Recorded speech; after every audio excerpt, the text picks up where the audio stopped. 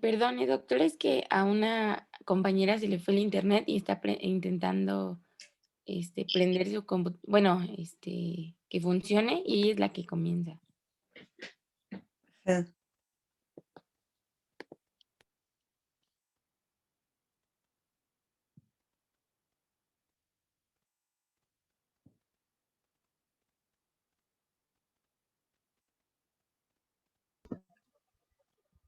También en la presentación vamos a abarcar un poco de historia que no lo vimos en clases pasadas. Ajá. Y nada más mencionarlo al principio y después lo social, lo lógico y lo cognitivo. Ah, súper.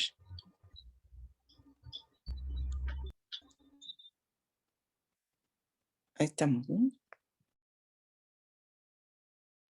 Sí, ya.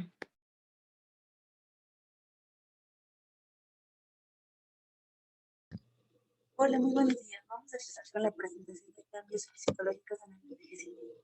Cualquier duda podrían interrumpir.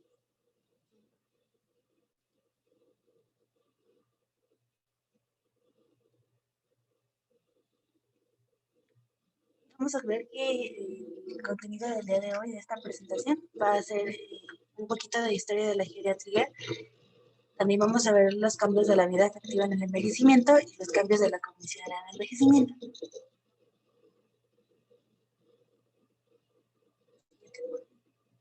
Vamos a iniciar con un poquito de historia de la geriatría. Bueno, aquí es importante que desde 1907 va a empezar a surgir una disciplina que va a estar dirigida especialmente al estudio de los problemas con el envejecimiento. Sin embargo, no era como tal primordial. Vamos a ver que el primer país va a ser en Reino Unido y todos esos acontecimientos van a empezar a ocurrir ahí. Aquí se da el principio de la gerontología.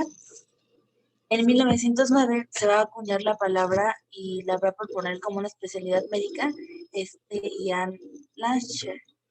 Y él va a recomendar que se añada el término al vocabulario, el término de geriatría, para abocar hacia todo lo que tenga que ver con adultos de la tercera edad. Llámese esto desde sus cuidados, tratamiento, o sea, ya no decir como a las personas de la tercera edad, sino ya a atribuirle el vocabulario de geriatría a todo lo que esté enfocado hacia ellos. Y este mismo personaje en 1914 va a publicar un libro de texto en el cual va a poder dar como pauta a que se empiecen a dar como más específicos los tratamientos y algunas que otras como terapéuticas enfocados a. En 1930 se van a crear las unidades de evaluación geriátrica para enfermos crónicos en un hospital en específico en Reino Unido. Esto por la doctora Marjorie Warren. Esta doctora tiene un impacto muy importante debido a que ella, siguiente por favor.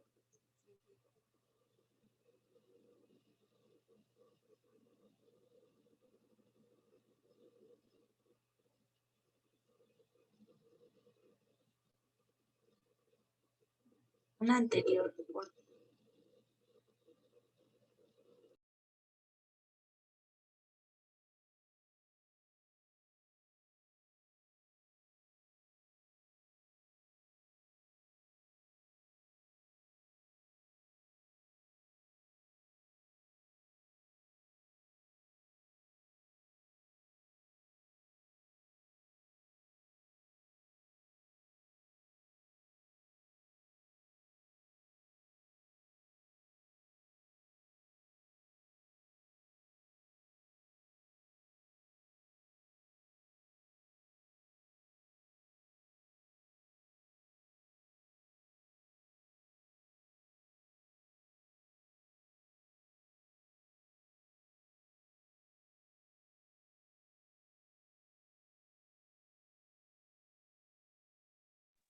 Una disculpa, compañera, se le está yendo internet y se volvió a trabar. Entonces, vamos a continuar con la línea del tiempo, pues está en la que estábamos. En 1946, Marjorie Warren, bueno, da todos los del cuidado crónico. En 1957, el doctor Manuel Paino promueve y representa al gobierno de México para el primer Congreso Panamericano sobre Gerontología en la Ciudad de México.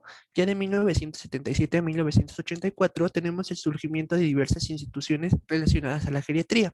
Entre ellas tenemos a la Sociedad de Geriatría y Gerontología de México, a la fundación del INAPAM, esto en 1977, al INAPAM en 1979, y bueno, ya una renovación de esta Asociación Mexicana de Gerontología hacia 1984.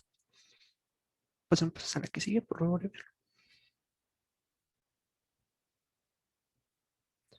Bueno, como han ido, también ha tenido un impacto pues en la parte educativa. Podemos ver que pues es muy reciente como el que haya ingresado a los planes de estudio en las carreras de medicina o creado como una especialidad. En el año de 1985 se creó la primera maestría en ciencias con orientación a la geriatría por el Instituto Politécnico Nacional en la Facultad de Medicina Homeopática. Para 1986 se da el primer programa de gerontología médica por el Hospital Adolfo López Mateos, el ISSSTE. Ya en 1989 la Facultad de Medicina lo incorpora como una asignatura, pero está asociada a la materia de salud pública y comunidad. Y en el caso de 1993 tenemos que el Instituto de Ciencias y Nutrición, Manuel Subirán, ingresa la primera generación de residentes para la especialidad de geriatría, y ya para el año 2010 se incorpora como tal como una materia separada en el plan de estudios de la Facultad de Medicina.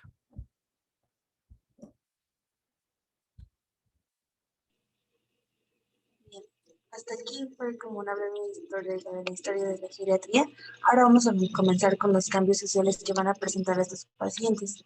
Y bien, como tal, la definición de un rol social va a ser el conjunto de funciones, normas y comportamientos, también derechos que van a estar definidos social y culturalmente, que se van a esperar que una persona va a cumplir o ejerza en su estatus adquirido o atribuido dentro de una sociedad. Y esto va a ser muy importante porque, siguiente, por favor,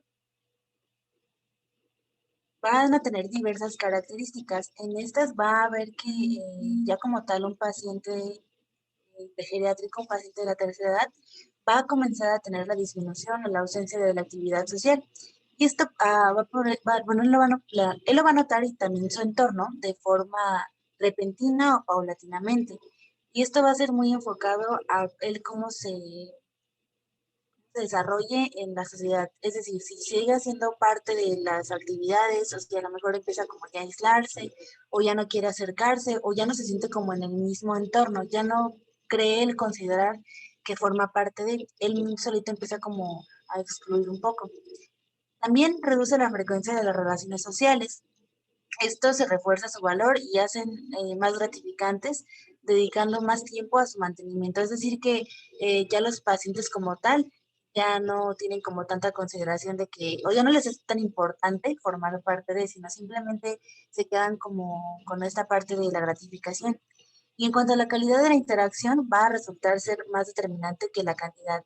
O sea, ellos prefieren a lo mejor solamente tener contacto con su familia o con las personas con las que tuvieran una relación más estrecha cuando eran más jóvenes, y no les importa a lo mejor si solamente son 3, 4 personas, pero ellos consideran que si esta es de calidad, para ellos está bien.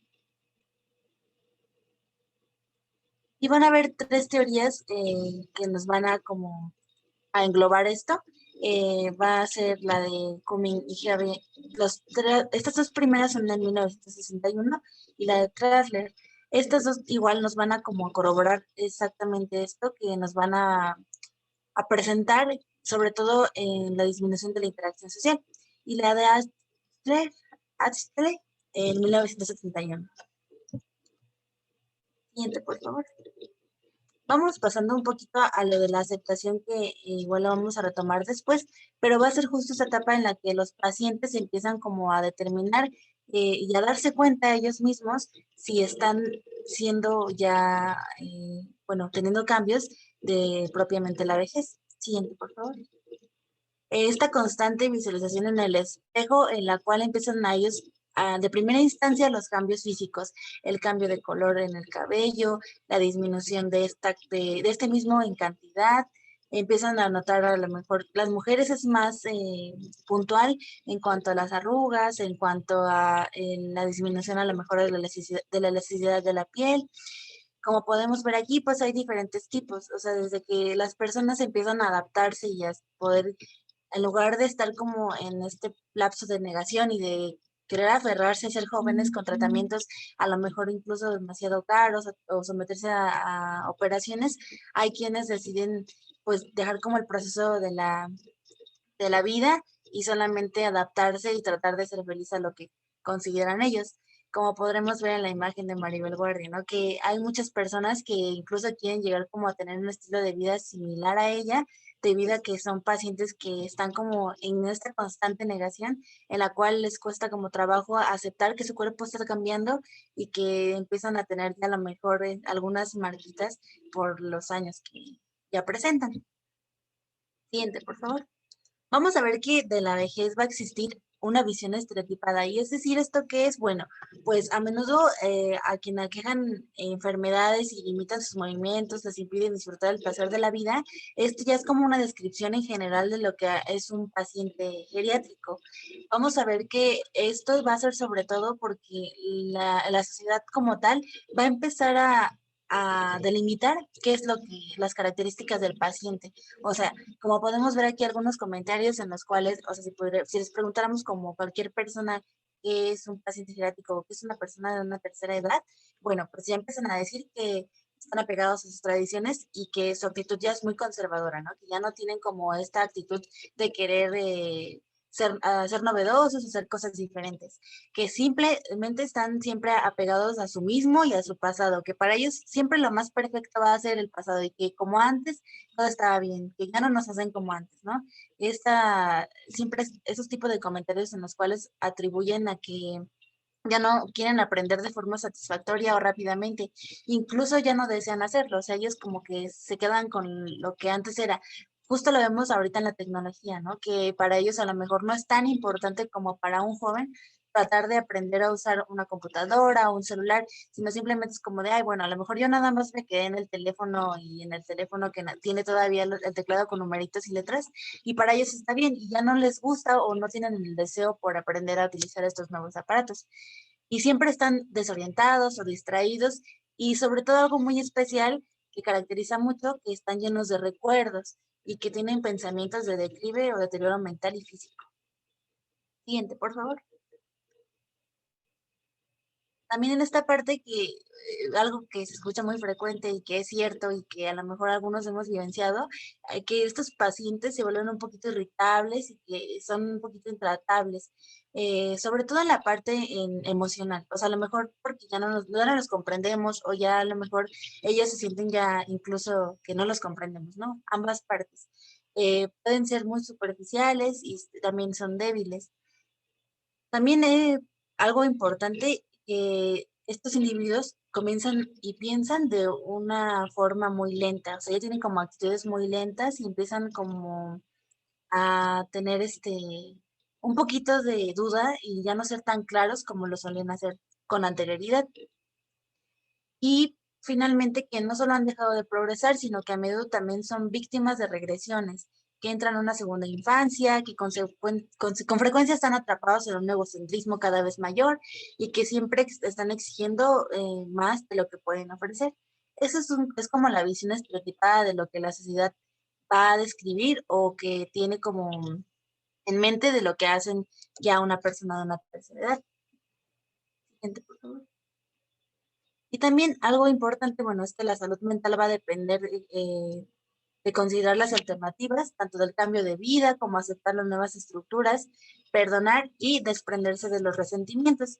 En el envejecimiento, algo importante que nos mencionas es que no se admiten generalidades. O sea, nosotros no podemos generalizacionar a todas las personas, sino cada quien es una persona individual y por tanto se tiene que tratar como una persona única y tenemos que enfocarnos mucho a lo que el paciente está refiriendo él como precisamente solamente englobado a su entorno. No podemos generalizarlo. Bueno, y ahora vamos a hablar un poco de cambios psicológicos. Los cambios psicológicos los vamos a caracterizar porque son cambios en la forma en los que los adultos mayores, al momento de entrar a esta nueva etapa, a esta nueva transición, empiezan a percibir su entorno y a sí mismos. Estos cambios no son generalizados, estos cambios son subjetivos muchas veces y son específicos en cada persona. Y dependiendo de la experiencia de la vida de cada persona van a ser diferentes. Siguiente, por favor. Entonces, antes, para no explicarles con teoría, voy a hacer un ejercicio muy rápido. Entonces, me gustaría que todos se pusieran a pensar en esto. Entonces, imagínense en este supuesto. Estamos estudiando medicina, estamos muy contentos ahorita, a pesar de la pandemia. Imagínense que todos queremos terminar medicina, que todos estamos felices. E imagínense a los 35 años. ¿Cómo se imaginan los 35 años? ¿Alguien podría decirme su vida laboral a los 35 años? ¿Alguien quisiera participar?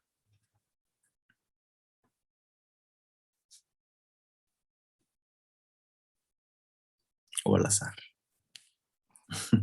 Bueno, yo, a ver, antes de que digas al azar, quizás a los 35 me imagino siendo una cirujana oncóloga, probablemente.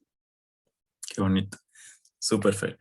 Pues sí, ya terminando la carrera, ojalá la especialidad y pues con este tiempo de estudio, este tiempo de trabajo, obviamente existe una remuneración económica que es por tu esfuerzo, por tu tiempo y por tu trabajo.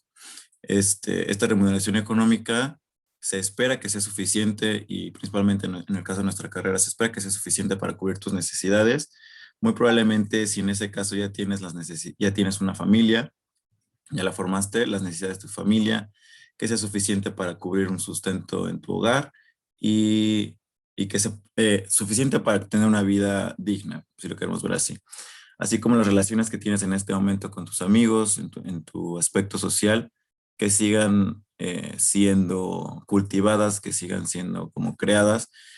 Probablemente las personas que tengas en ese momento son personas que conoces desde la secundaria, preparatoria, universidad, etcétera, ¿no? En el trabajo.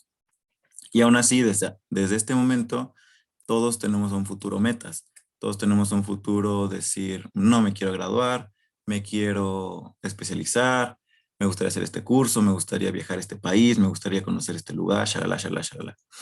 Y a los 35 años, 40 años, todavía vamos a tener metas. Quiero llegar a este puesto en mi trabajo, quiero llegar a este lugar, quiero esperar quiero esperar a tener esto en algún momento en mi vida. Y entonces ahora imagínense cuando tengan 70 años. Entonces, voy a ocuparte otra vez a ti, Fer. Entonces, ya tienes 70 años y de repente te dan tu jubilación en el hospital. Y de repente, suponiendo que tienes 2 hijos, tus hijos ya no viven contigo. Y tus hijos ahora están tal vez en otro país, pero te llaman todos los días. Y de tus 10 amigos más cercanos, 3 murieron uno murió hace 2 años, uno murió hace 1 año, por edad o por enfermedad. Y pues te están jubilando y tienes una pensión que si es bien suficiente, sabes que no puedes gastarla completamente porque ya dependes de eso únicamente. Entonces, en este caso, me gustaría como que te pusieras en ese ejemplo y cómo te sentirías. Platícame. Pues yo creo que es un cambio que, si no, la vida te va preparando, pero empezaría a experimentar otras cosas que pues quizás antes no pude hacer, no sé, cocinar o coser o meterme a grupos donde haya más adultos de mi edad y convivir, y quizás a un asilo, no sé, pues para justamente no sentir esta parte de soledad y siempre mantenerme activa. Muy bien. Pues este ejemplo que te doy es muy específico, ¿verdad? O sea, no significa que todas las personas a los 65 años van a jubilarse, no significa que todos a los 65 años van a perder familiares, perder amigos, o que sus hijos los van a dejar de ver, o que van a entrar a un asilo. No significa esto, pero porque esto es muy individual y estos cambios son muy específicos. O probablemente en 2 personas que tienen el mismo contexto, probablemente a una le parezca bien y lo entienda, y a otra le genere un cambio muy muy grande y hasta un miedo. ¿Por qué? A lo que voy es que en el adulto mayor, los cambios psicológicos van a existir al entrar a esta transición de una etapa bruscamente. Es decir, que las personas muchas veces no están preparadas para cambiar su vida a 360 grados. Después de que eran personas activas, personas económicamente activas, con una familia, con sus amigos, muy sociables, con metas, llegan a este momento en que dicen, no me gusta depender, no me gusta estar sin hacer nada, por así decirlo. Pero lo que necesitamos nosotros trabajar con ellos es que cómo vean y cómo sea su percepción con el medio ambiente. Entonces, siguiente, por favor. Y esto, como bien nos explicó Adri, estos cambios psicológicos en el adulto, a su lado izquierdo, la balanza está más pesada del lado de la economía y del lado político. ¿Por qué? Porque así es como lo define la sociedad para el adulto mayor. Así es como define que el adulto mayor a esta edad va a dejar de ser útil laboralmente y va a dejar de ser útil tal vez para la sociedad. Entonces, esto a veces los cambios psicológicos en el envejecimiento no son per se por el envejecimiento, a veces son per se por la sociedad en la que vives. Y dependiendo en la sociedad en la que vives, muchas veces los adultos mayores siguen siendo incluidos. Muchas veces la edad laboral puede extenderse más o la edad en la que tú puedes pertenecer a ciertos grupos puede extenderse más. Entonces, esto muchas veces no lo define la incapacidad física o biológica que tengas como un adulto mayor. Listo. Siguiente, por favor. Y bueno, entonces el adulto, al entrar en esta transición, es muy importante que básicamente es como si entrara en un duelo, muchas veces. Entonces debe pasar por diferentes etapas, como una comprensión de lo que está pasando, de los cambios que están a su alrededor, así como una aceptación de estos, para que esto no le genere un problema, que tenga resiliencia para los ciertos cambios que, como bien les dije, o sea, no significa que sean cambios de que, literal, hoy cumplo 65 años después de mi pastel que me hicieron de mi cumpleaños, me despiden de mi trabajo, o se van mis hijos. No significa eso. Simplemente es un cambio y que es un cambio muy individualizado para todas las personas, pero en general, para ciertos cambios que van pasando cuando entras a esta etapa, son las partes que un adulto mayor necesita llevar para tener una vejez más saludable. Una integración de los problemas o de las situaciones que están pasando a su alrededor, así como de sus propias nuevas capacidades físicas, que ya vas a ver que probablemente, no sé si ya tuvo una cita con el ortopedista y le dijeron, ¿sabes qué? Que tienes un problema, estás generando osteoporosis muy rápido y probablemente ya no vas a poder correr lo que te gustaba correr hace 10 años. Entonces, esta integración de sus nuevas capacidades físicas, de sus nuevas capacidades biológicas, va a ser muy importante para este adulto mayor. Y una adaptación a estas mismas, a cómo ahora yo voy a llevar esta nueva forma, este nuevo cuerpo que tengo y este nuevo rol que tengo ante la sociedad. Siguiente, por favor. Y para esto existen dos teorías principales muy importantes que están muy expandidas en la bibliografía. La primera es la teoría del desarrollo psicosocial, según Erik Erikson, y esta nos define que existen 8 etapas cambiantes en toda la vida. Entonces, en estas 8 etapas cambiantes, son etapas de transición y son etapas que las personas debemos llevar y aprender a cómo conciliar para que podamos tener una vida psicosocial satisfactoria y no entremos en problemas emocionales o psicosociales. Por ejemplo, en el infante, aquí están todas, igual no se las voy a repetir todas, nada más vamos a trabajar en la última, pero por ejemplo, vamos a la del estudiante, que es la azul, donde se ve laboriosidad contra inferioridad. Entonces, el estudiante debe, mediante la laboriosidad o el esfuerzo escolar, por así decirlo, debe evitar la inferioridad para que de esta forma su desarrollo psicosocial se mantenga. Y en el caso del adulto mayor, que es el último escalón, se espera que para esta edad se hayan pasado exitosamente y satisfactoriamente los últimos 7 escalones. Entonces, en esta edad es la integridad contra la desesperación. ¿Por qué? Porque si el adulto mayor no integra todos estos conflictos nuevos, esta percepción nueva, estos cambios que se están dando en su nueva etapa, vamos a encontrar una desesperación que va a decirle al adulto mayor, pero ya me dio miedo, que probablemente no sé que no voy a vivir otros 50 años, o, pero yo quiero ir a trabajar, o, pero yo quiero ir a hacer estas actividades, pero probablemente mi cuerpo ya no me está respondiendo, pero ¿por qué no me responde? ¿Me explico? Entonces, el adulto mayor debe ser capaz de integrar todas estas situaciones para no desesperarse, literalmente. Y entonces, además de esto, tenemos, y a lo largo del tiempo, a lo largo de las etapas, aumenta la complejidad de estos factores, evidentemente. También tenemos la teoría de Peck, que son conflictos de la vejez. Básicamente tenemos 4, alguna bibliografía menciona 3, pero bueno, estos son aprecio de la sabiduría frente al aprecio de la fuerza física. Es decir, el adulto mayor debe darse cuenta, ok, ya no puedo echar un maratón, ya no me puedo subir a la montaña corriendo en media hora como lo hacía hace 10 años con mis amigos, probablemente. Pero ahora cambia el aprecio a esta fuerza física en sí mismo a un aprecio de la sabiduría. Decir, ok, pero yo tengo mucha experiencia, yo sé muchas cosas. Sí, como el ejemplo que estábamos con Maffer, decir, no, pues yo todavía soy doctor, o sea, nadie me ha quitado el hecho de que soy doctor, nadie me ha quitado el hecho de que soy especialista, etc. La socialización frente a la sexualización en las relaciones humanas. Muchas veces, ahorita voy a hablar rápido de la sexualización en el adulto mayor, pero pues las relaciones sexuales, más que por las condiciones físicas de la vejez, sino por condiciones sociales, muchas veces disminuyen en el adulto mayor. Entonces, al disminuir en el adulto mayor, es importante que éste aprenda a relacionarse con sus congéneros o con las demás personas con las que está de una forma social, de una forma de salir, en vez de probablemente tener relaciones íntimas o sexuales, salir a tomar un café, salir a platicar, salir a conversar, etc. La flexibilidad emotiva frente al empobrecimiento emotivo. Entonces, esto nos dice que el adulto mayor debe ser flexible con sus emociones y flexible con las emociones de los demás, porque al no ser flexible, estas se podrían perder.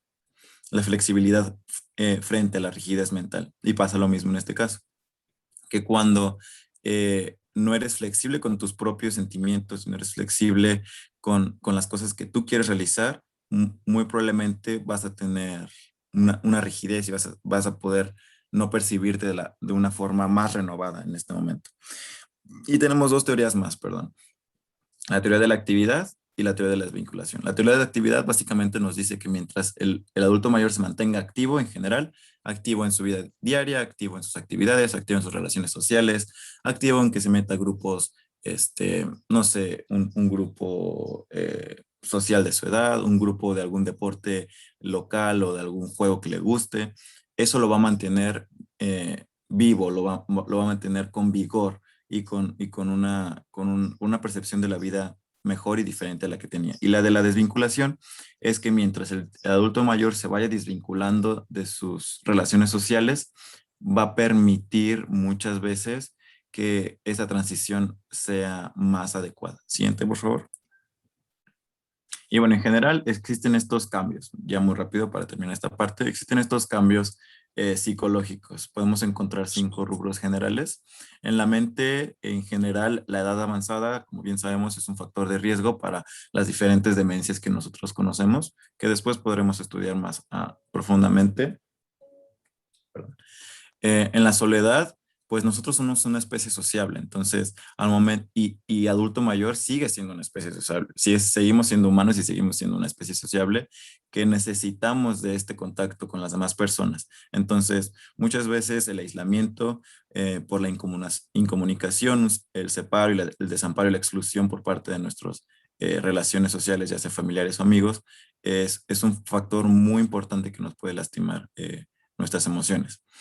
Y hay una diferencia, como les explicaba, hay una diferencia en la percepción entre personas que de por sí eran solitarias durante toda su vida o personas que se quedan solas de un momento a otro. Es muy diferente la transición. En el cuerpo podemos encontrar cambios lentos y sutiles que el adulto mayor tiene que ir conformando y aceptando, y es subjetivo para cada persona, además de que encontramos una expresión psicosomática como en el resto de la vida. Muchas veces los problemas emocionales o la percepción de nuestro cuerpo puede generar síntomas en nosotros. En la personalidad, esta se conserva durante toda la adultez, si bien es que no se pierde por algún problema psicológico o algún problema neurológico o por degeneración, etcétera. Pero principalmente lo que va a pasar en esta personalidad es que se van a exagerar los rasgos muchas veces.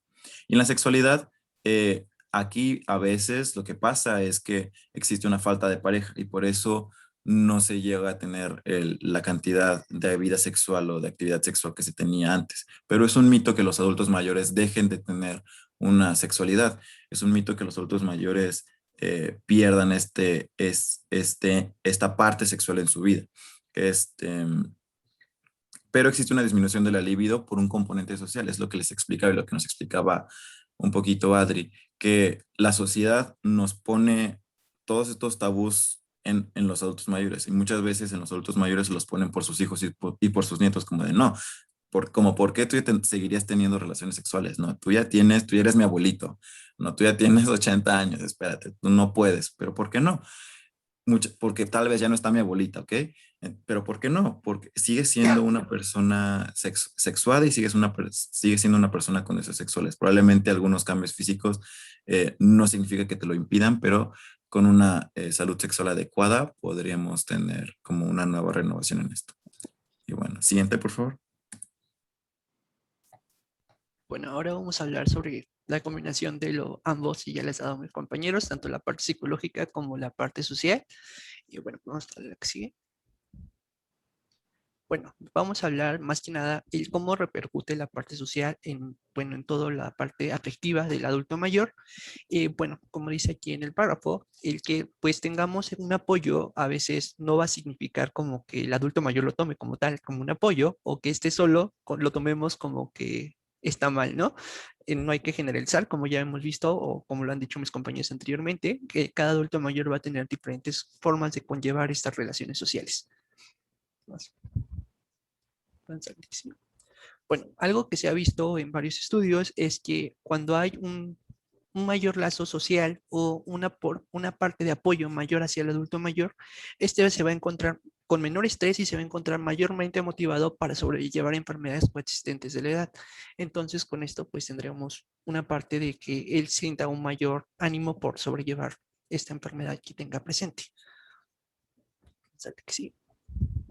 Bueno, vamos a ver que existen diferentes tipos de apoyo. Estos tipos de apoyo los vamos a tomar en cuenta, pues dependiendo que necesite nuestro adulto mayor, y pues tomaremos en cuenta tanto el estado de salud general que presente él, el nivel de cultura, la actividad física y la actividad de la vida mental que tenga, los estímulos ambientales en los que se encuentre, las experiencias, los intereses que él tenga y las relaciones personales, que obviamente es lo primordial en esta parte, ¿no? Bueno, vamos a ver los tipos de apoyo. En el caso del apoyo instrumental, nos vamos a referir a todo este apoyo material que pueda necesitar el adulto para poder realizar sus actividades de la vida diaria, ya sean bastones, andaderas, sillas de ruedas o algún tipo de material extra para apoyo estar dentro de su hogar. En el caso del apoyo emocional, nos vamos a referir a todo esto que se va a relacionar con el sujeto, donde vamos a tener este apoyo para que él se sienta valorado y amado, que es donde va a ser primordialmente el apoyo principalmente de su familia, esto para que pues se sientan con mayor confianza. El apoyo de estima, este va a ser como el que él pueda comentar con alguien los problemas que está teniendo por su edad, ¿no? Y que sea mayormente entendible por personas que puedan estar pasando por la misma situación que él. Esto puede aumentar o tiene una parte importante para el aumento de la autoestima en el adulto mayor. En el caso del informativo, es que, que al adulto mayor se le informe acerca de las cuestiones sobre cómo va a ir envejeciendo, qué cambios se van a ir presentando, en qué puede pasar por tales situaciones, si se cae o esto, ya que pues el que no tenga esta información el paciente puede ser como un proceso como de mayor estrés para él, ya que el tener incertidumbre sobre qué le pueda pasar o qué cambios les van a ocurrir, pues puede ser una mayor afectación para él. Por eso es importante este tipo de apoyo. En el caso de la compañía social, pues hablamos de estas actividades de carácter lúdico, donde pues él interactúe con personas de su misma edad, realizando actividades físicas, pues, talleres como de diversas cosas para su edad, en donde pues él se sienta con mayor confianza y empieza a reconocer personas y que vea que no tiene estas limitaciones que pues vemos que son como tabú de la edad, entonces pues que él se quite estas cuestiones y pues empiece a interactuar mayormente con estas personas y pues tenga un mayor o una mayor estabilidad psicológica. Podemos pasar a la que sigue. Bueno, vemos que como tal, pues hay varios puntos que son importantes dentro del adulto mayor, ¿no? Vemos que desde el punto de su familia, pues es importante porque pues es como en donde él mayormente se va a refugiar, las relaciones vecinales, el papel de abuelo, que pues hasta un punto puede ser como relevante, ya que pues al empezar como a verse como, o al llegar al punto donde se pueda ver como que ya es una carga muy fuerte, hay veces que pues ya aquí ya se recurre a llevarlos a un asilo o a otras cuestiones para que pues su cuidado sea más fácil, ¿no?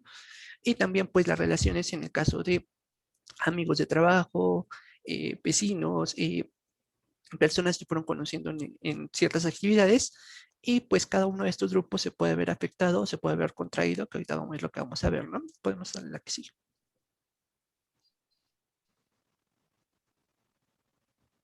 Entonces, pues es algo común que pues a esa edad pues ya se empiecen a tener pérdidas, bueno, de su red social.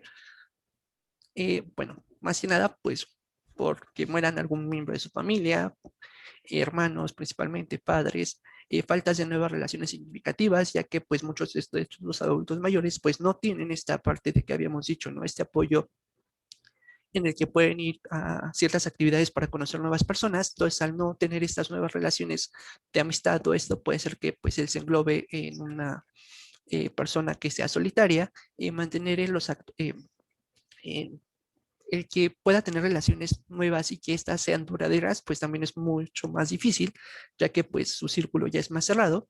El que pueda tener un ingreso a una institución o alguna alteración por su conducta, la pérdida de las capacidades sensoriales para disminuir la capacidad de interactuar, esto puede ser sordera, pérdidas visuales, también como pérdida de las relaciones laborales, esto porque pues ya pues el adulto mayor a esta edad pues ya no es tan común que estén trabajando, entonces pues su vida laboral pues se reduce a lo mínimo, ¿no?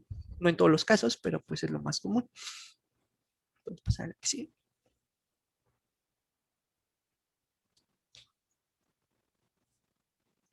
Bueno, como tal, ¿qué efectos podría tener el que pues tengamos esta pérdida en nuestra red social, ¿no? Como tal, pues si el adulto mayor pierda su identidad dentro de una sociedad y que pues ya no sepa cuál es su papel dentro de ella. El que pues también tenga esta parte de pues ya no saber cómo es o perder su historia personal porque ya no tiene esta interacción con otras personas, el que tenga esta parte o la parte más grave, que sería una parte de exclusión social, pues consecuencia de que pues ya no interactúa con otras personas y pues esto ya trae como muchos otros problemas graves que vamos a ver más adelante, que es como del papel psicológico, como puede ser cuadros de depresión o ansiedad, y pues algunas cuestiones que pueden ser como para disminuir esta parte de exclusión social, pues ya vimos ya los tipos de apoyo o también incluirlos a que se incluyan a las nuevas cosas que están apareciendo hoy en día, como por ejemplo incluirlos las nuevas tecnologías, la interacción con un nuevo entorno más saludable o actividades culturales.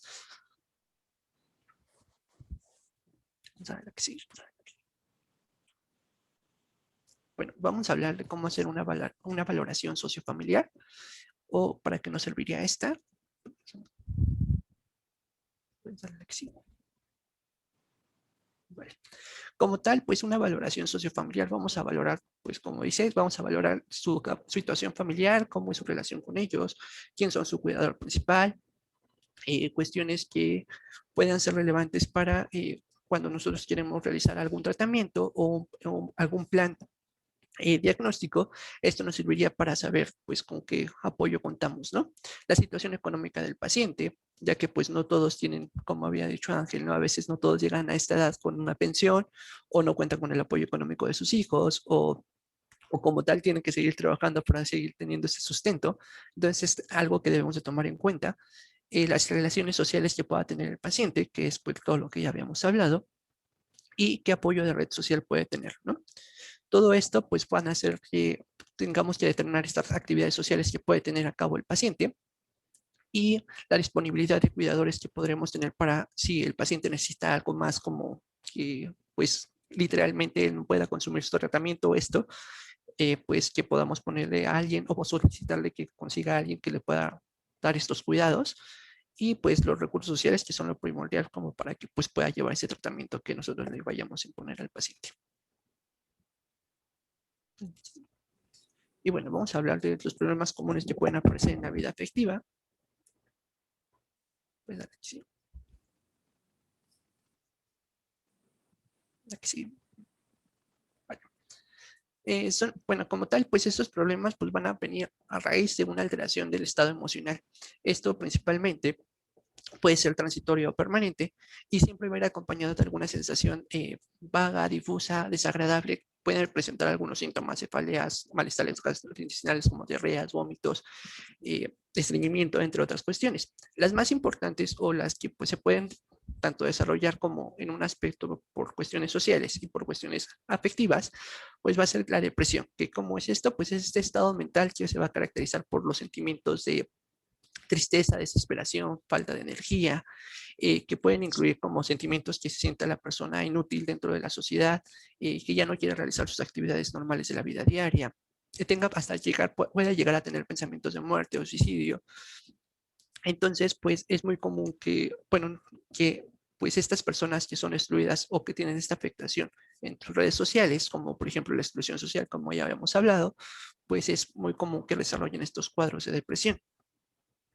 En el caso de la ansiedad, pues vamos a ver que pues esta afección que pues son sentimientos de preocupación o frustración, donde no pueden sentir esta tranquilidad y siempre están como pensando en otras cuestiones que pueden causar un grado de estrés muy grande en el adulto mayor y pues pueden conllevar a mayor desarrollo de enfermedades. Aquí. Bueno, ¿qué factores pueden influir pues, para que estos se desarrollen mayormente? Pues son como, por ejemplo, que el paciente sufra una separación o viudez, que tenga pérdidas de su trabajo o que pues si era una persona que era como muy laboral y que pues siempre salía o así, que de repente ya no lo dejen ir a trabajar o ya no lo dejen salir, pues esto puede disminuir o puede ser un factor de riesgo. Muerte de algún familiar cercano o amigos, violencia o maltrato por parte de sus familiares, abuso de sustancias o algún tipo de adicción o comorbilidades médicas existentes, ¿no? Ya sea cáncer, diabetes o estas nuevas enfermedades que se le acoplen a las que ya tenía, pues pueden ser como un golpe fuerte para el adulto mayor. Tanto pues estas enfermedades no solo van a englobar como pues ya habíamos dicho los factores sociales y psicológicos, sino también pues factores biológicos, ¿no? También pues recordando al sistema nervioso, el sistema inmune, y también factores genéticos que pueden intervenir en que sean más susceptibles a desarrollar pues, depresión. Entonces, pues es algo que debemos de tomar en cuenta y que pues no solo se queden estas dos esferas. Vamos a pasar.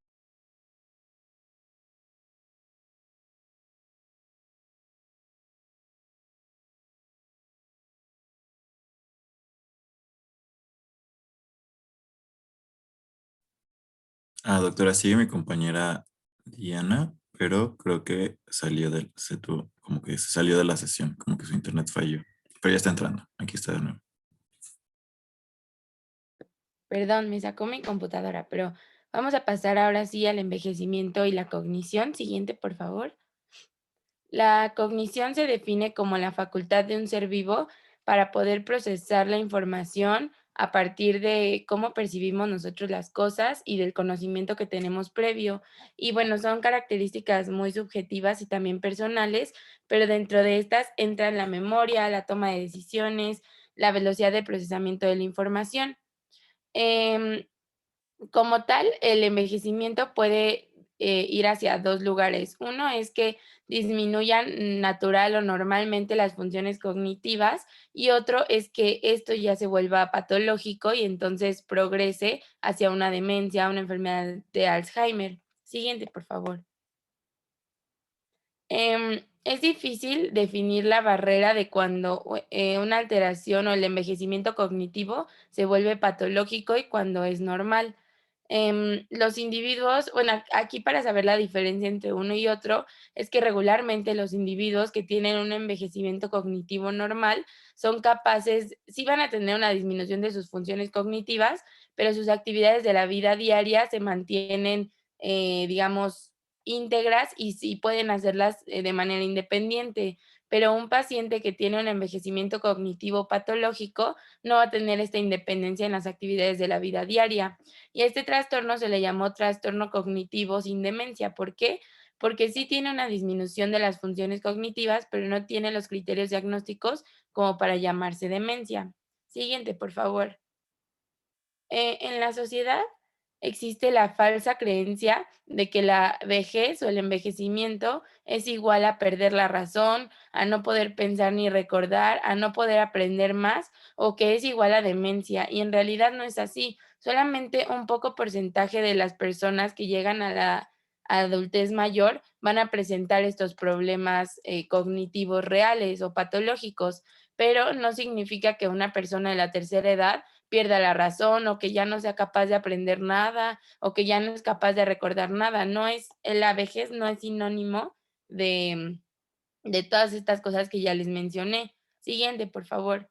Un adulto mayor es totalmente capaz de mantener una mente clara y sana y las funciones cognitivas íntegras, y todo esto va a depender de qué motivaciones tenga en su vida, del interés que tenga también por la vida, de las circunstancias que se le han presentado a lo largo de la misma, de las reservas o recuerdos acumulados que tiene y de qué tanto acceso voluntario tiene a aprender nuevas cosas. O sea, si bien es cierto y ya vimos que muchos adultos mayores se encuentran desmotivados o que ellos mismos se creen que lo que la sociedad les impone, que no son capaces de aprender, pues muy seguramente no van a buscar el acceso a estas actividades. Pero si nosotros les comentamos o les mencionamos a los pacientes que son totalmente capaces de aprender nuevas cosas y que no significa que llegar a la vejez significa quedarte con lo que ya tienes, sino que puedes tener acceso a nuevos grupos de amigos, a nuevas actividades, seguramente lo van a hacer, pero si nosotros no les hacemos saber que son capaces y al contrario, les hacemos pensar que ellos ya no están para aprender nuevas cosas, bueno, pues los vamos a desmotivar y seguramente pudieran presentar algún deterioro cognitivo. Siguiente, por favor.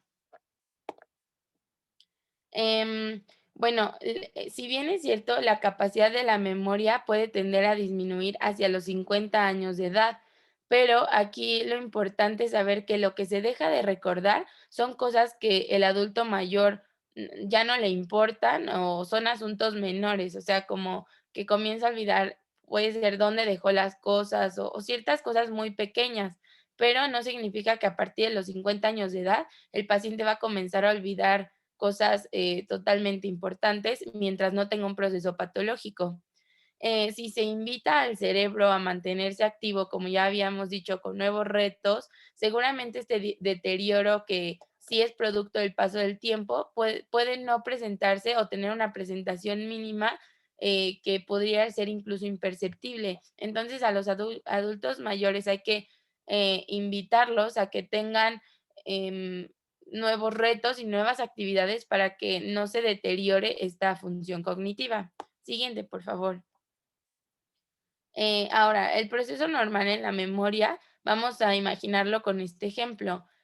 Suponiendo que cada uno tenemos nuestra propia biblioteca, bueno, un niño que comienza a tener recuerdos, estos van a estar tamizados por sus emociones, tanto positivas como negativas, y entonces poco a poco va a ir guardando cada libro, es decir, cada recuerdo.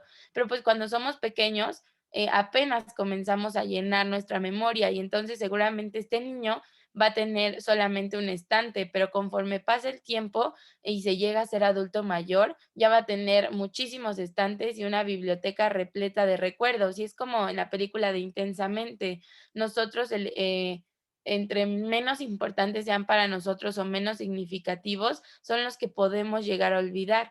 Y el adulto mayor es mucho más complejo porque va haciendo, además de que tiene cada recuerdo y mayor cantidad de ellos, va haciendo asociaciones entre ellos. Entonces, su biblioteca se vuelve mucho más vasta y mucho más grande. Y es por ello que un niño es mucho más fácil que traiga a su cabeza un recuerdo porque tiene un poquito menos de recuerdos, pero un adulto mayor está lleno, o sea, tiene bastante experiencia y toda su vida. Y es más difícil que logre recordar ciertas cosas porque es muchísima cantidad. Entonces, no todo la alteración en la memoria se debe a un problema o una enfermedad per se, sino que se puede deber a la cantidad de recuerdos que se tienen, que pues hay que buscar entre todos ellos. Siguiente, por favor. Entonces, como ya habíamos visto, muchos de los problemas en la memoria no se relacionan con una enfermedad, sino como ya les dije, con la cantidad de recuerdos que tenemos que traer a la mente para sacar el específico que necesitamos. Y ahora también, digamos que no es bueno atribuir cualquier deficiencia o cualquier disminución en la memoria a una enfermedad. O sea, no le vamos a decir a cualquier adulto mayor que tal vez olvidó dónde dejó algo, que pues ya está enfermo, sino que es natural y normal con el envejecimiento. Y también, bueno, hay que saber diferenciar entre olvidos benignos y olvidos malignos. Los olvidos benignos pudieran ser que no recuerda dónde dejó las llaves, pero ya un olvido maligno o que tendríamos que poner más atención en este punto sería el olvidar para qué sirven las llaves. Entonces, hay que saber diferenciar todos estos puntos. Siguiente, por favor.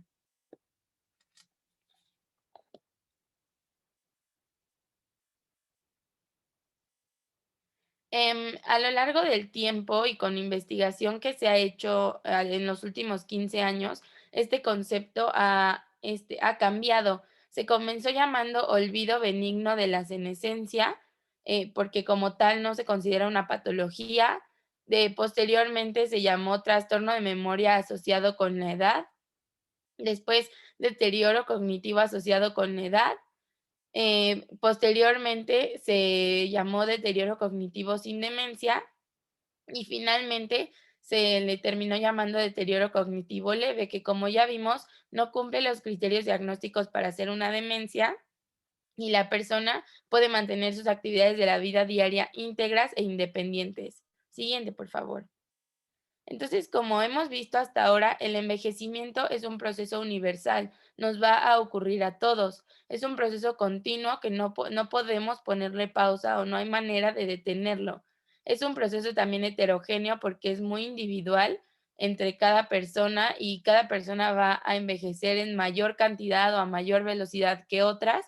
Y es un proceso bastante complejo que hay que integrar. No solo entra lo psicológico, sino que también entra lo cognitivo. Siguiente, por favor.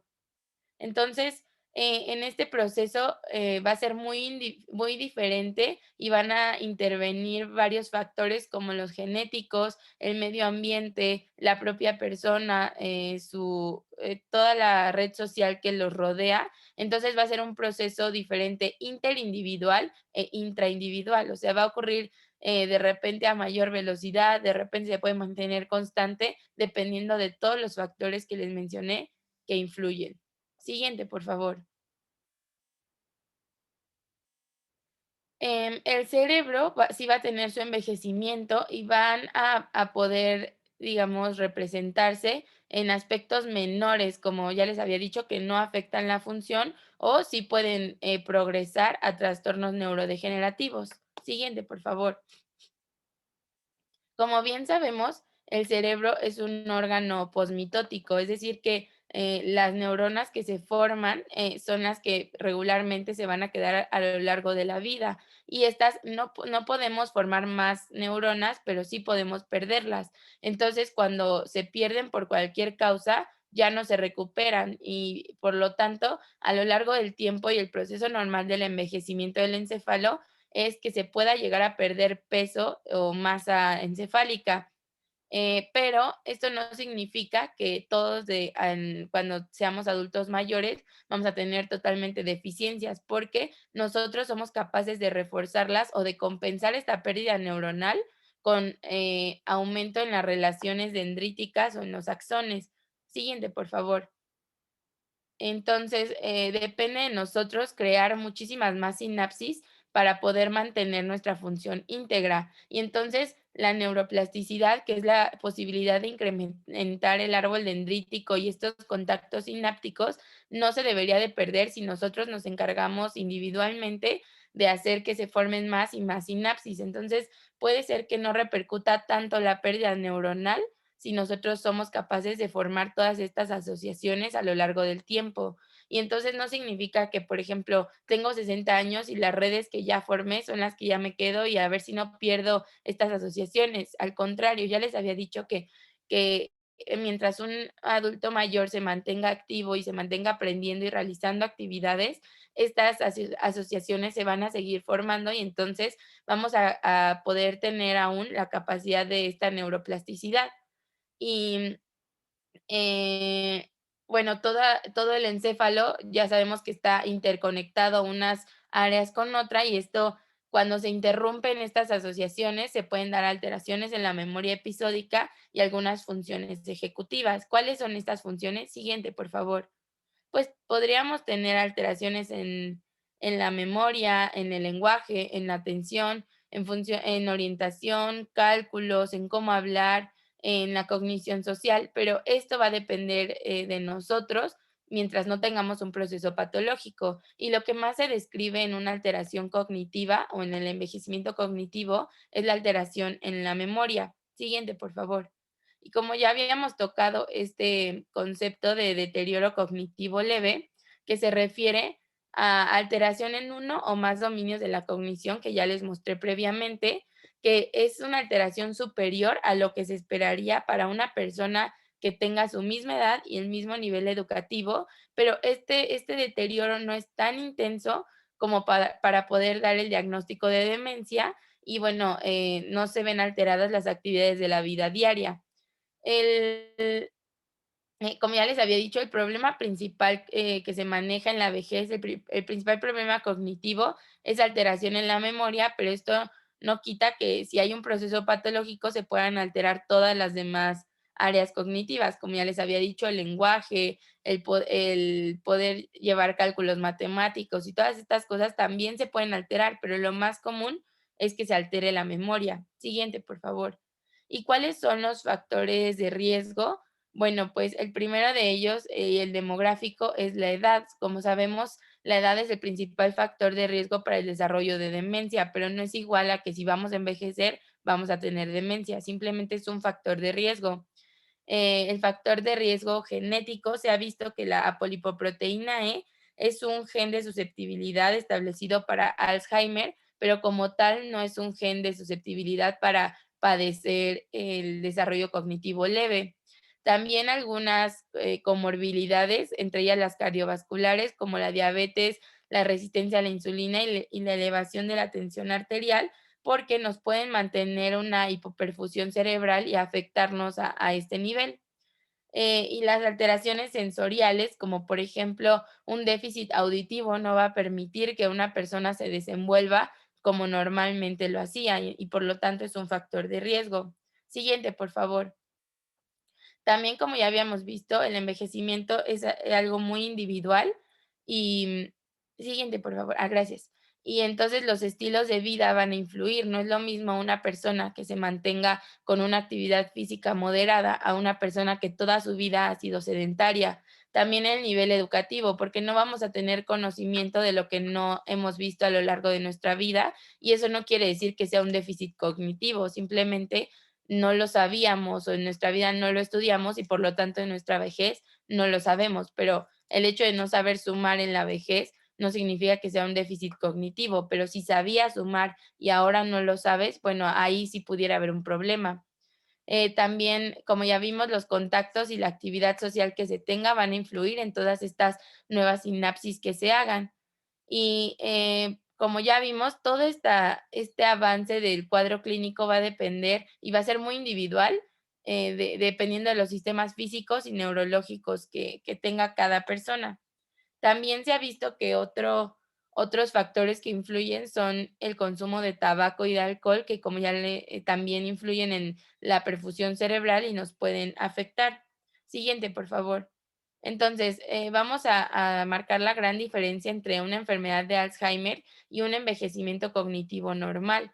La enfermedad de Alzheimer es una enfermedad progresiva y neurodegenerativa, mientras que el envejecimiento cognitivo forma parte normal del envejecimiento. En la enfermedad de Alzheimer hay una pérdida extensiva de neuronas, mientras que en el envejecimiento cognitivo puede haber una pérdida que no sea tan significativa, pero va a tener las sinapsis íntegras y entonces no va a decaer el funcionamiento neuronal. La enfermedad de Alzheimer afecta solamente a una parte de la población, pero el envejecimiento cognitivo sí ocurre a cada individuo y sí se pueden enlentecer ciertas funciones, pero eso no quiere decir que se tengan que perder, eh, digamos, como por obligación. Y los cambios en una persona con Alzheimer son serios, son progresivos y pueden llegar a ser bastante peligrosos para la persona, pero en el envejecimiento cognitivo van a ser variables y van a ser graduales, no llegan a ser tan peligrosos. Siguiente, por favor. ¿Y cuáles son las recomendaciones a grandes rasgos que se dan para tener una mente sana y un envejecimiento cognitivo saludable? Bueno, es tener actividades, entre ellas, por ejemplo, pudiera ser aprender a utilizar la computadora, leer, ver poca televisión y como que centrar nuestra cabeza en aprender nuevas cosas, realizar actividades manuales, hacer ejercicio de acuerdo a nuestras posibilidades físicas para que no se lastimen las personas, también hacer actividades artísticas como aprender a tocar algún instrumento. O sea, como ya hemos visto, como tal, no, una persona adulta mayor le pudiera costar más trabajo aprender, pero no significa que no sea capaz de hacerlo. Toda esta actividad cognitiva va a estimular la formación de la sinapsis y va a protegernos contra la demencia y todo el deterioro que se nos puede dar con la edad. Y también todas estas actividades van a hacer que dejemos de tener estrés en nuestra vida, porque también el estrés nos puede provocar un daño neurotóxico sobre el hipocampo y aquí se alojan muchísimas partes de las redes de la memoria. Entonces hay que mantener nuestro cerebro sano y activo. Siguiente, por favor. Y bueno, para hacer el diagnóstico de este deterioro cognitivo en el paciente que está envejeciendo, tenemos que hacer la historia clínica detallada, ver el inicio, la evolución, si consume algunos fármacos, qué comorbilidades tiene, y hacer una exploración clínica y neurológica completa, así como la valoración cognitiva, mental y funcional. Y como mencionaba Diana, de los procesos cognitivos que más se alteran es la memoria. Sin embargo, hay que establecer con base a esta historia clínica en qué subgrupo se encuentra el paciente. Entonces tenemos 4 subgrupos en el cual el paciente puede estar afectado su nivel cognitivo. El primero de ellos es el amnésico, donde exclusivamente se va a afectar la memoria. El segundo se le conoce como amnésico multidominio porque afecta la memoria y otra área cognitiva. El no amnésico, donde va a afectarse ya sea la función ejecutiva, el área visoespacial o el lenguaje, que son otras áreas cognitivas, exceptuando la memoria. Y el no amnésico multidominio, que puede ser cualquiera de estos en combinación, exceptuando la memoria también.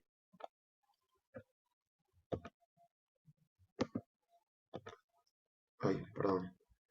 Ahora, entonces, hay 4 de estos aspectos o funciones de la cognición que abarcamos ya en los subtipos que mencionamos, pero aquí un poquito hablando sobre la memoria, hay que recordar que hay 2 tipos de memoria, declarativa y no declarativa, y inicialmente la que se afecta es esta, la no declarativa, a principios de la enfermedad, es decir, ya sea de una demencia como tal o de una enfermedad donde haya deterioro cognitivo por secundario a la vejez.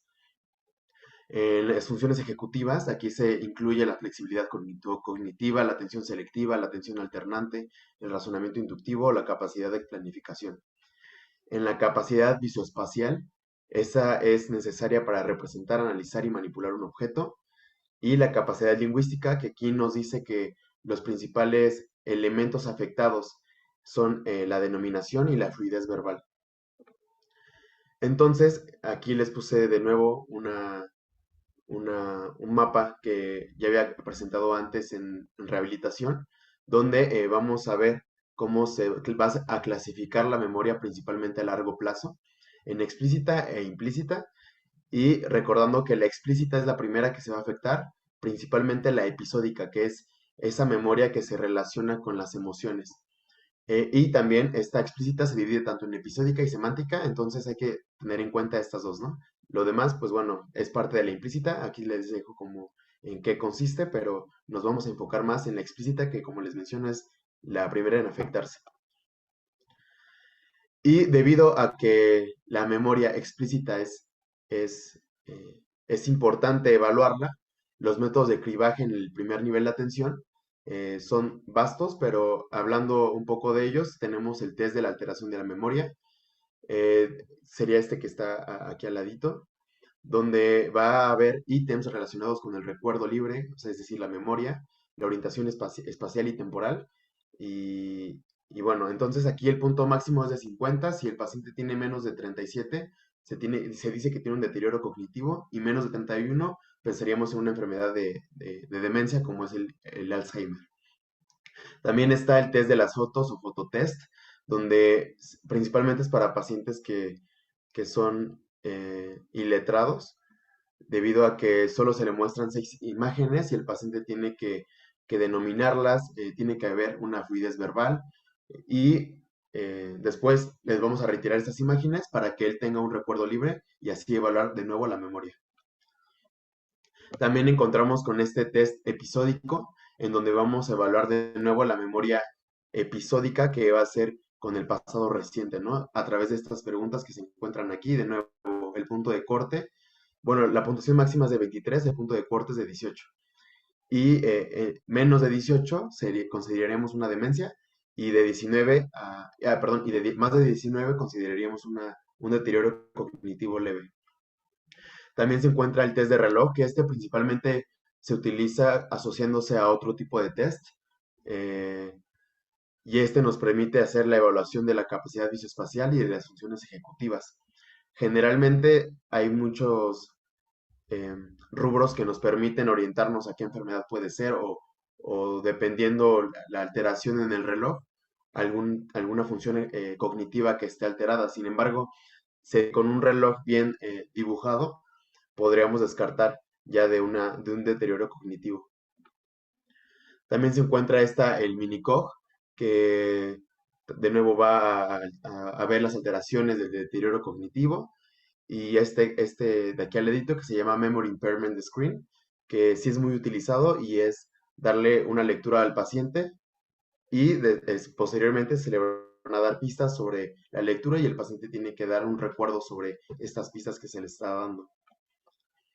Otro que tenemos es el Addenbrooke's Cognitive Examination, que surgió a partir del Minimental, que es el más utilizado, que todavía no hemos visto, pero que vamos a ver un poquito más adelante. Y va a verse añadido al Minimental funciones ejecutivas y funciones visoespaciales.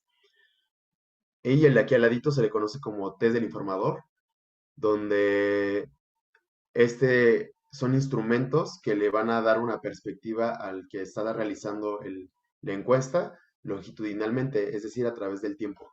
Va a comparar con el mismo paciente qué tanto ha avanzado este deterioro cognitivo. Y bueno, en general, en el primer nivel, los que son más utilizados como cribados son esos tres: el fototest, que ya lo vimos, de las 6 imágenes, el Memory Impairment Screen, es de las 6 palabras, y el Minimental State Examination, que principalmente, bueno, es esto que creo que todos conocemos. Como les menciono, la puntuación máxima es de 35, el punto de corte en pacientes geriátricos es de 20, si tiene un paciente de deterioro cognitivo leve, el punto de corte es de 18, y menos de 10 ya podríamos pensar en una demencia. Y secundario a esto, Creo que la se tiene que realizar. Sí, es que aquí sí me es muy importante regresar a tu diapositiva previa, porfa. Esta, doctora. Esa, porque el Minimental está incorrecta esa imagen que tienen ahí puesta de pentágonos. Los pentágonos deben cruzar y hacer un rombo entre sí. O sea, nada más es girarlo un poquito para que sea un rombo, pero esa impresión está pésima, pues eso está mal, eso es incorrecto. Bórrala de tu presentación, y aunque venga en el libro, está incorrecto. ¿Viene en el de Diver o qué? ¿En qué bibliografía sacaste este? Era un artículo. ¿Una qué? Es un artículo. ¿Una qué? Es que se pierde como la voz. Un artículo, Bueno, doctor. esta de aquí abajo, Ah, donde un dice cuadro artículo. 312, es del Hyber, y el de aquí abajito sí es un artículo. Ah, Diver, ajá, de Diver, ¿no? De ahí viene, la tabla viene de Diver, pero en la imagen esta de los pentágonos, bueno, de donde la sacaste, avísale a quien la puso, que está mal. Ajá, es incorrecta, porque también así luego te regalan las farmacéuticas ya el mini mental para que tú lo apliques y no sé qué, pero te ponen esta figura que está incorrecta, pues. Entonces ese es el mensaje. Los pentágonos deben cruzar entre sí para formar un rombo, nada más es girarlo un poco, ¿no? Perfecto. Pero bueno, ya lo estudiaremos luego cuando veamos la cognición. Pero eso sí, nada más ajustale. Síguele. Perfecto. Gracias. Sí. Y bueno, en segundo nivel, que es cuando en el cribado tenemos una alteración, podemos realizar otras, otros test, como es el Montreal Cognitive Assessment y el Rowland Universal Dementia Assessment, o el que ya mencioné, el Aidenbrooks Cognitive Examination. Y la otra modalidad que podemos hacer en segundo nivel, una vez detectado esta alteración en el cribado, es hacer una combinación de las herramientas, es decir, usar el Minimental más el test de reloj, o el Minimental más el test de la fluencia verbal, o el Minimental más el fototest, etc. Y bueno, ya lo vimos un poquito con Diana, pero en general la diferencia entre deterioro cognitivo leve y demencia es el poder realizar las actividades de la vida diaria. En la demencia no va a haber esta función que, por ejemplo, una actividad de la vida diaria sería cocinar, hablar por teléfono, tomar el transporte público, lavar ropa o tomar sus propios medicamentos. Pero en el deterioro cognitivo leve, esos no van a ser afectados o van a ser mínimos. Sin embargo, sí pueden tener ciertas complicaciones, les digo mínimas, pero llegan a ser menos eficientes y pueden tener algunos errores en llevarlas a cabo. Y bueno, ¿cómo vamos a evaluar estas actividades de la vida diaria? Son principalmente con otros tres instrumentos que serían el Activities of Daily Living Mild Cognitive Impairment y el Activities of Daily Living Prevention Instrument, y el otro sería el test de Monge. Con esto vamos a evaluar qué tan capaz aún es el paciente para realizar esas actividades de la vida diaria y con ello poder diferenciar entre, además de con las otras pruebas que ya vimos, poder ver un poquito si orientamos más a demencia o a deterioro cognitivo propio de la vejez. Y bueno, también en esos pacientes que presentan deterioro cognitivo es importante evaluar la fragilidad física porque se ha visto que está asociado uno con otro y además, pacientes con fragilidad hay que evaluar el deterioro cognitivo, ¿no? Viceversa. Entonces, estos pacientes con deterioro cognitivo además pueden presentar síntomas neuropsiquiátricos. Generalmente, el 60% de los pacientes que presentan deterioro cognitivo van a presentar estos síntomas y para esto hay criterios diagnósticos que se los puse en el cuadro azul. El primero de ellos es un cambio en la conducta por más de 6 meses, que sean observados ya sea por el paciente, por un observador o por el médico. ¿Y cuáles son estos cambios en la conducta? Puede ser cualquiera de estos, al menos uno, que sea disminución de la motivación, alteraciones afectivas, impulsividad, conducta social inapropiada o percepciones anormales. Otro criterio que se tiene que tener son alteraciones en las relaciones interpersonales y, como ya les mencioné, que sean independientes para poder realizar las actividades de la vida diaria. Otro que sean estos cambios de conducta que no sean atribuibles a enfermedades psiquiátricas o a enfermedades cualquiera médica, traumatismos, fármacos u otras sustancias, y que el paciente no cumpla criterios con demencia. Algunos biomarcadores de deterioro cognitivo que podemos tener son el depósito de proteínas, como es el beta-amiloide proteína tau, que principalmente esto es pacientes que tienen este deterioro cognitivo leve, pero que podemos sospechar que van a progresar a una enfermedad de Alzheimer. También las lesiones neuronales o procesos neurodegenerativos, como en los estudios diagnósticos, como en PET, resonancia magnética, donde veamos una atrofia cerebral, o una hipoperfusión o un hipometabolismo. Y además hay marcadores de muerte neuronal o de estrés oxidativo, como son las citocinas proinflamatorias.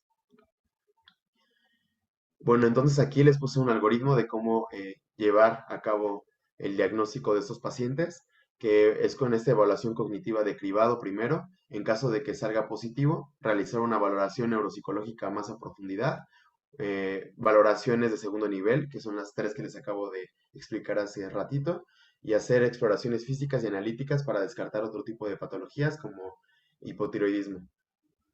Posteriormente, realizar estudios de neuroimagen, esto para diferenciar si tiene el paciente o no alteraciones específicas en estudios de gabinete, como es la atrofia del cerebral o hipertrofia de los ventrículos, que nos orientaría un poquito más a enfermedad de Alzheimer. Y si vemos solo signos de degeneración, bueno, hay que iniciar tratamiento, que generalmente es esto, que son una intervención terapéutica no farmacológica, en donde se encuentra, por ejemplo, la actividad física, intervenciones sensoriales, psicoterapia cognitivo-conductual, rehabilitación cognitiva, terapia de orientación de la realidad, terapia de reminiscencia, terapia de revisión de vida, musicoterapia, terapia de entrenamiento de la memoria, y se ha utilizado actualmente la tecnología como el método de Gradior y la teleterapia.